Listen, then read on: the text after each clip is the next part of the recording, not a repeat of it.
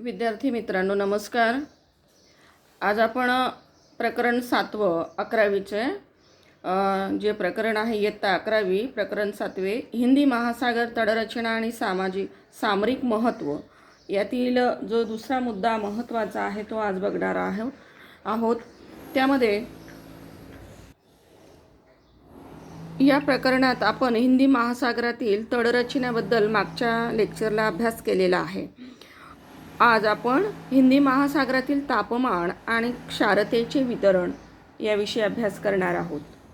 तर हिंदी महासागर आणि त्यातील तापमान आणि क्षारता हे काय आहे, त्याचे वितरण काय यासंबंधी अभ्यास आहे की सागर जलाची घनता ही सागर जलाच्या तापमान आणि क्षारतेवर अवलंबून असते आणि म्हणून मान्सूनपूर्व काळात सागर जलाचे तापमान जास्त असते तर ईशान्य मान्सूनच्या काळात मात्र सागर जलाचे तापमान कसे असते, कमी असते आणि म्हणून सागर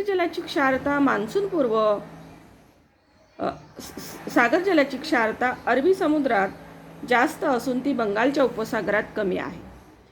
सागर जलाची क्षारता दर हजारी 35% इतकी आहे. तसेच महासागरीय जलाच्या तापमानाचा अभ्यास करणं आवश्यक आहे. या तापमानाचा सागर जलातील सजीव सृष्टीवर सुद्धा परिणाम होतो.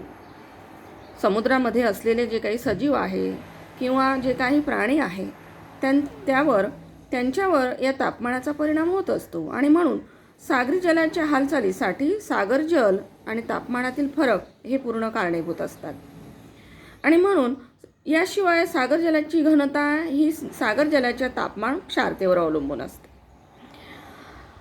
त्याच पद्धतीने सागरी घनता आणि तापमानातील फरक सागर जलाच्या हालचालीस कारणीभूत असतात.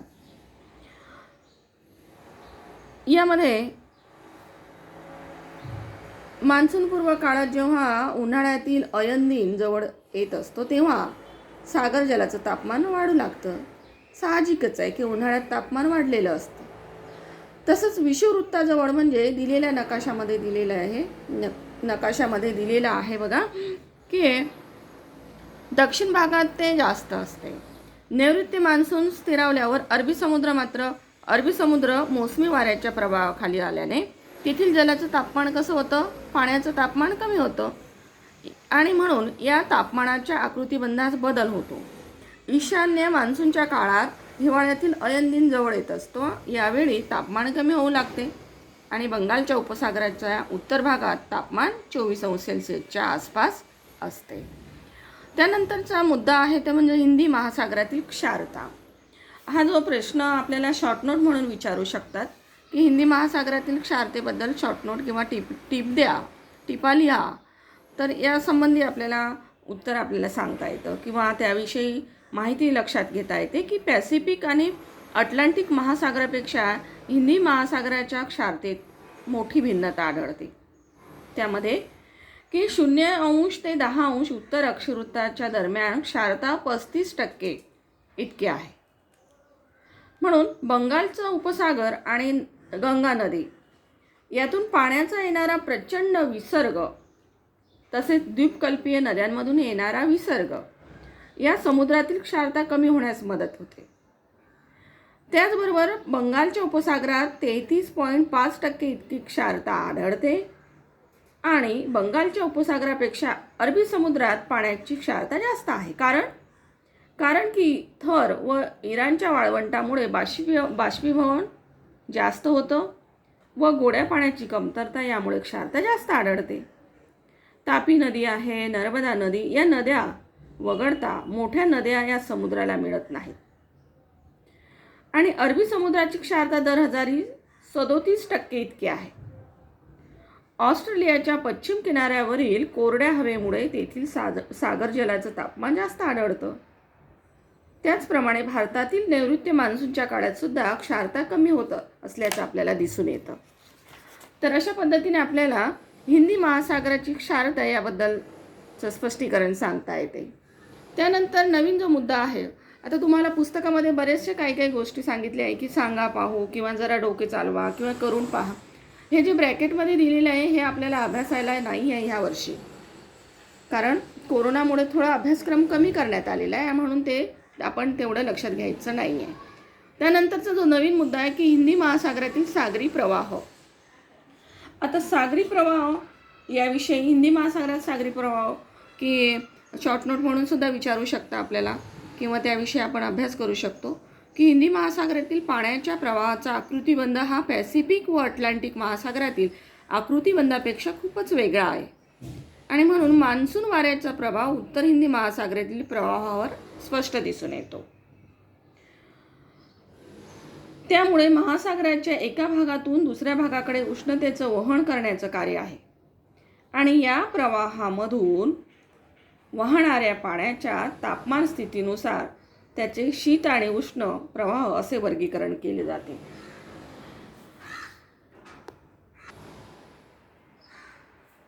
हिंदी महासागरातील जलप्रवाह किनाऱ्याचा आकार, महासागराचा विस्तार आणि प्रदेशातील वाऱ्याची हालचाली, त्यांचा आकृतिबंध यामुळे पूर्णपणे प्रभावित झालेले आहे.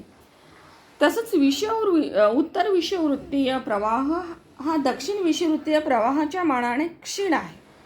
उत्तर हिंदी महासागरात ऋतूनुसार मान्सून वाऱ्याच्या प्रवाहाने सागरी प्रवाह वाहत असतात आणि हे प्रवाह समुद्र किनाऱ्याला अनुसरून वाहतात. उन्हाळ्यात त्यांची दिशा घड्याळाच्या काट्याप्रमाणे, तर हिवाळ्यात मात्र या प्रवाहाची दिशा घड्याळाच्या काट्याच्या विरुद्ध दिशेने असते आणि म्हणून दक्षिण हिंदी महासागरातील प्रवाह प्रणाली चक्रीय प्रवाह आकृतिबंध तयार करत असते.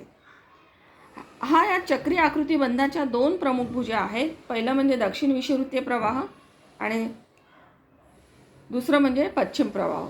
या दक्षिण विषुववृत्तीय प्रवाहामध्ये हा प्रवाह पूर्वीय वाऱ्याच्या प्रवाहाखाली पूर्व आणि पश्चिम वाहतो आणि पश्चिम प्रवाह हा पश्चिम वाऱ्याच्या प्रवाहाखाली असणारा प्रवाह पश्चिमेकडून पूर्वेकडे वाहतो. हा आकृतिबंध चक्राकार असून पश्चिमेकडे मोझांबिक, अंगुल्लास प्रवाह आणि पूर्वेकडे पश्चिम ऑस्ट्रेलिया प्रवाहाने पूर्णपणे तो होतो. तर अशा पद्धतीने हिंदी महासागरातील सागरी प्रवाहाबद्दल आपल्याला सांगता येते. याविषयी जर शॉर्ट नोट आली तर आपण विचार त्या संबंधी अभ्यास करून तो आपण प्रश्न सॉल्व करू शकतो. त्यानंतर नवीन जो मुद्दा आहे तो म्हणजे हिंदी महासागराचे महत्त्व. हिंदी महासागराचं काय महत्त्व आहे याविषयी आपल्याला अभ्यास करायचा आहे. प्रत्येक महासागराचं महत्त्व आहे.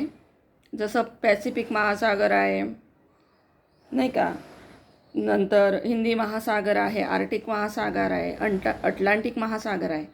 त्याच पद्धतीने हिंदी महासागराचं महत्त्व म्हणजे आफ्रिका, आशिया आणि ऑस्ट्रेलिया हे 3 खंड हिंदी महासागराच्या पाण्याने जोडले गेले आहे.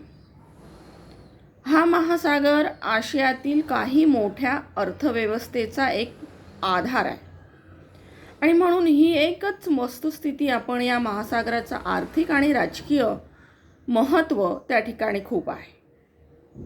तसेच वाहतुकीच्या दृष्टीने सुद्धा अतिशय व्यस्त असा असणारा होर्मुज, नंतर मलाक्का आणि बाब एल मांदेब या 3 गजबजलेल्या सामुद्रधुनीने हा महासागर आहे. त्याचबरोबर आखाती देशाकडून निर्यात होणारा जो काही कच्चा माल आहे की जसं खनिज तेलाची वाहतूक या होर्मुज या सामुद्रधुनीतून होते. हिंदी महासागरात मालदीव, सेशल्स असे अनेक द्वीप राष्ट्रे आहेत की या सर्व राष्ट्रांची पूर्ण अर्थव्यवस्था ही हिंदी महासागरातील सागरी परिसंस्था आणि सागरी पूर्ण पर्यटन यावर अवलंबून आहे. अशा पद्धतीने या हिंदी महासागराचं खूप असं महत्त्व आपल्याला त्या ठिकाणी सांगता येते.